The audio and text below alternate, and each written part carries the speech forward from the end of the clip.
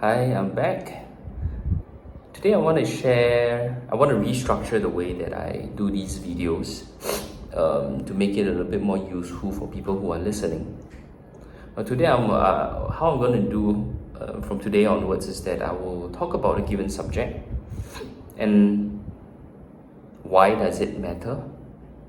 At the end of it, I will give one action that people can do to help with that, whatever that topic is. And of course this comes from my own learning, so it may not work for everybody, but if you try it, if it works, share it with me, give me a like, I'll put a comment. I would love to hear from you. So here goes. So today I really want to talk about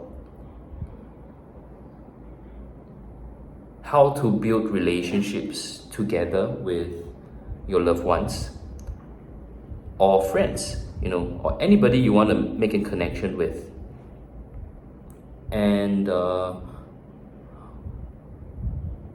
realize relationship is a two-way thing, right? And we all want to build relationships with our family, our friends, our colleagues, or sometimes even strangers where we want to meet and we want to talk to them, even with animals as well and all that, right? But today I'm going to talk about more on humans because we can communicate at a level where we can understand, and I can talk and people can understand. So when we want to talk, we want to build relationships with people, it's a two-way thing, like I said. And when it's a two-way thing, it's not about how you feel about a relationship and how you are doing in a relationship, but it's also about how the person is reacting to your response. It's about how the person, if the person wants to have a relationship with you, and those are really not in your control because it is the other person's choice, right? And first, we really got to accept and know that it's not your decision to make if the relationship goes well or not. But what you can attempt to do, and I feel this is already something that a lot of people are not doing, and just by doing that, you can already start building relationships. From zero, you can already go very far with this technique. And this is the one thing that you can do, and that is people don't really communicate what they hope for the relationship to be.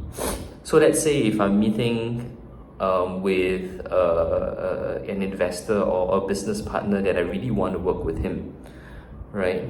What's stopping us from sharing to the person that I want to meet you today is because I really get inspired by your work, and I really admire the things that you do, and the things that you do is promising, and I really want to grow my business, and I really think that there's something that I can offer to make it even bigger, and I really see a world where both of us can do something together to make something bigger. And that's one of the reasons I really want to meet you. What's stopping us from communicating that? It gets a little bit confronting sometimes because as I was sharing that, right, it's not entirely perfect in a sense that it's a little bit too quick for a stranger to kind of understand that. But the point is, you have to start communicating why the relationship is important to you to the other person. And more often than not, you never know that the other person actually wants the same thing or wants a similar thing. And when you are able to build that with that person, when you're able to declare it, they're able to respond to it, they're able to calibrate or even find alignment to what you want in the relationship, then it's not just you putting the work, they have a stake in it, and they will also put in the work to make it work, right? And if they don't see eye to eye and that's not how they see the relationship to be, or how they want it to be, then I mean you get an early signs and early verification for you to know that this person is not on the same page. And would you rather know it early or know it late? I would think that you want to know it early, so we can do something about it. Not that all hopes are lost, but you can do something about it, right? So I experience a lot of that in when I'm meeting my family, especially, and when I organize events, I talk about the intention of the event, and as much as possible, I tell people how much I love them, so that they know that love is part of this relationship that I want to have with them. And it really helps me building a much deeper and closer relationship with my dad, with my mom. So I want to share that. So for that one exercise that you can do, consider this.